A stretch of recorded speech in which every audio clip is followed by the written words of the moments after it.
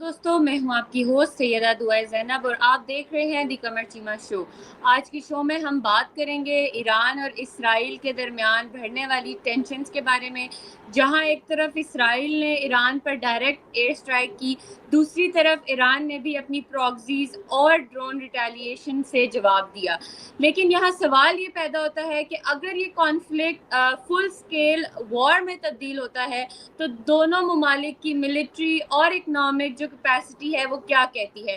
کیا ایران کی زیادہ مین پاور یا زیادہ جو نیچرل ریسورسز ہیں اسے ایج دیتی ہے، یا جو اسرائیل کی ایڈوانسڈ ایئر پاور ہے یا پھر گلوبل بیکنگ ہے اسے فائدہ اٹھائے گا؟ اس سب کے بارے میں آج ہم تفصیل سے بات کریں گے ڈاکٹر قمر چیمہ صاحب سے۔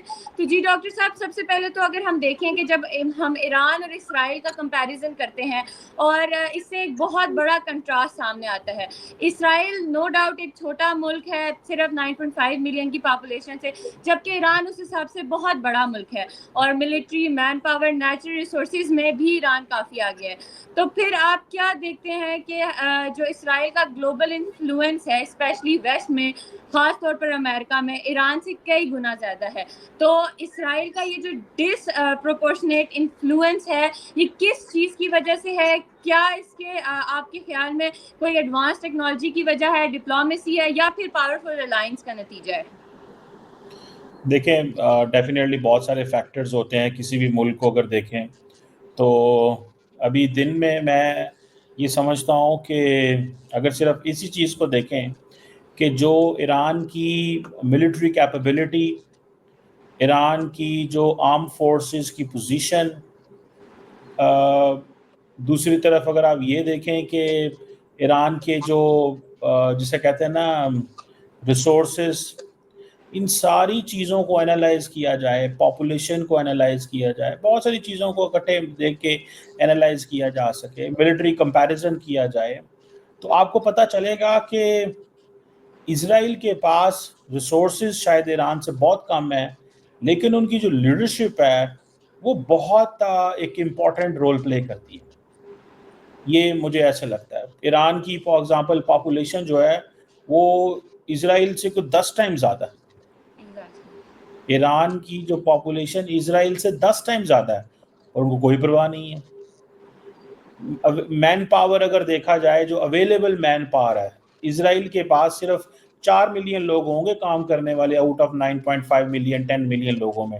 ایران کے پاس تقریباً 50 ملین کے قریب مین پاور ہے، لیکن وہ اس جیسے جہاز نہیں بنا سکتے، وہ اس جیسی ملٹری کیپیبلٹی نہیں رکھتے، وہ اس جیسی سائنس اینڈ ٹیکنالوجی میں انویسٹمنٹ نہیں کر پائے، وہ اس جیسے یونیورسٹیاں نہیں بنا پائے جن یونیورسٹیوں کے ذریعے آج وہ کہہ سکیں کہ ہاں جی ہم ایران ہم نے اس کے اوپر حملہ کر دیا۔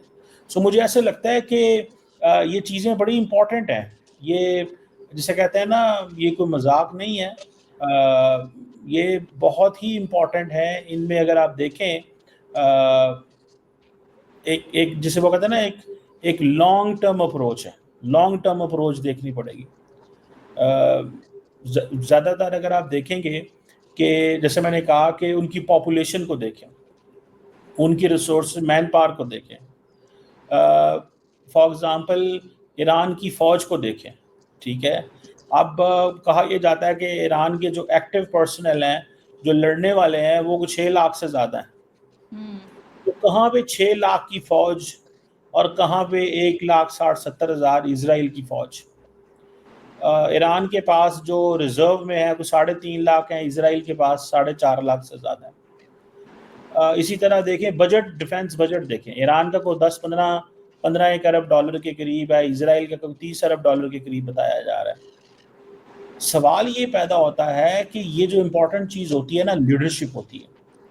مجھے ایسے لگتا ہے کہ جو لیڈرشپ ہے نا ایران کے اندر، دے کانٹ ٹیک ڈیسیژنز، وہ فیصلے نہیں کر سکتے، وہ اس معاملے میں کمزور ہیں۔ اب ایران کے پاس کہا جاتا ہے کہ 500 سے زیادہ ایئر کرافٹ ہیں، اسرائیل کے پاس 600 سے زیادہ ایئر کرافٹ ہیں، لیکن کیا ہوا؟ اسی طرح فائٹر جیٹ ایران کے پاس 188 ہیں، اسرائیل کے پاس 240 کے قریب بتایا جاتا ہے۔ اب سوال یہ پیدا ہوتا ہے کہ کیا ان فائٹر جیٹس کا فائدہ ایران کو کہ جب مرضی وہ آ کے جو اسرائیلی آپ کے ملک کے اندر حملہ کر کے چلے جائیں، کیا فائدہ اس کا؟ ایک سوال تو پیدا ہوتا ہے نا، کیا فائدہ اس چیز کا؟ اور وہ صرف آپ سارا ٹائم یہ تھوڑی کر سکتے ہیں یا کہہ سکتے ہیں کہ جناب نعرے مار دیں گے، بڑے بڑے نعرے ماریں گے، loud claims, always loud claims, Iran یہ کر دے گا، ایران حملہ کر دے گا، لیکن ان سے ہوتا کچھ نہیں ہے۔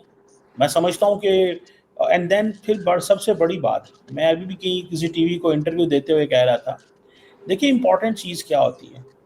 امپورٹنٹ چیز ایک سمجھنے والی ہے کہ ہمیشہ ایران اندر سے کمپرومائز ہوتا ہے۔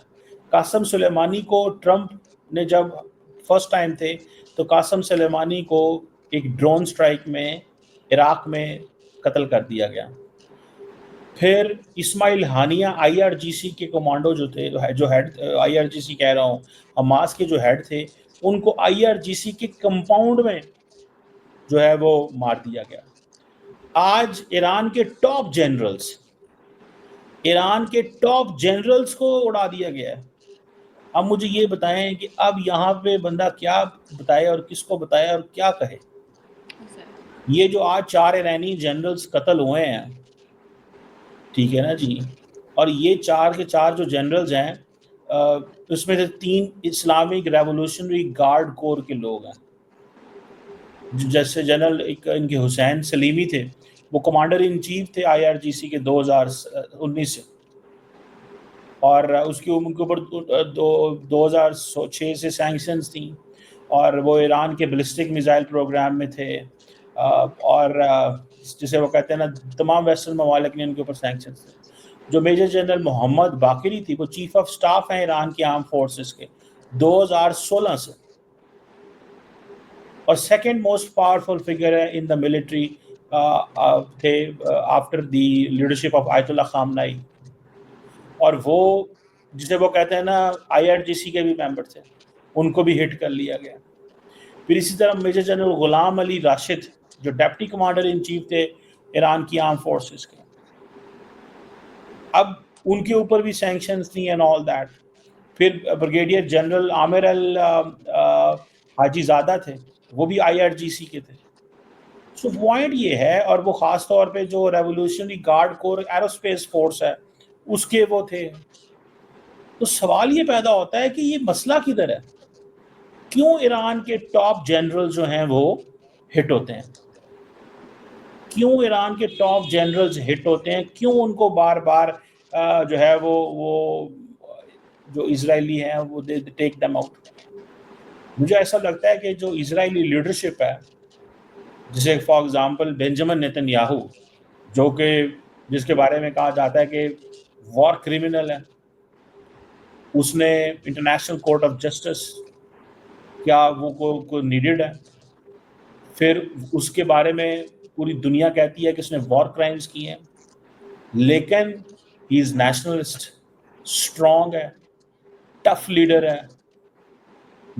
اب نمبر دیکھیں، یہ اسرائیل ایران کانفلکٹ کے اندر نمبر دیکھیں کہ اسرائیل کے پاس اتنا ایکوپمنٹ چیزیں نہیں ہیں، ایران کے پاس زیادہ ہیں، لیکن اسرائیل اوور پار کر جاتا ہے۔ اچھا، ادھر میں پاکستان کا بھی ریفرنس دوں کہ پاکستان کی فوج جو ہے اس کے پاس کم ریسورسز ہیں، پاکستان کی فوج کے پاس کم پیسہ ہے، ملٹری ہارڈ ویئر انڈیا جتنا نہیں ہے، لیکن کسی بھی کانفلکٹ کے اندر پاکستان جو ہے وہ رسپونڈ کر دیتا ہے۔ آپ نے دیکھا کہ رسپونڈ کیا پاکستان نے، اور بڑا سخت رسپونڈ کیا۔ انڈیا کو اس چیز کا اندازہ ہے کہ پاکستان نے جو کیا۔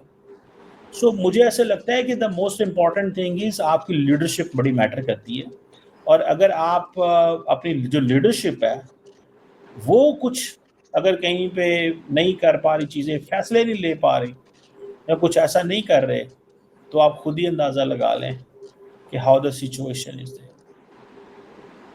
کیسے چیزیں چلیں گی یا کیسے سچویشن ڈیولپ ہوگی۔ سو یہ لیڈرشپ ہے۔ ریسورسز اپنی جگہ پہ قائم ہے، ایران کے پاس سب میرین 25 ہیں، ایران کے پاس ایئرپورٹس 173 ہیں، اسرائیل کے پاس 37 ایئرپورٹس ہیں، ایران کے پاس جو نیچرل ریسورسز ہیں اسرائیل سے بہت زیادہ ہیں۔ نیوکلیئر وار ہیڈز کہا جاتا ہے کہ ایران کے پاس کوئی نہیں ہے, اسرائیل کے پاس 90 ہیں. کیسے آج تک ایران نیوکلیئر وار ہیڈ نہیں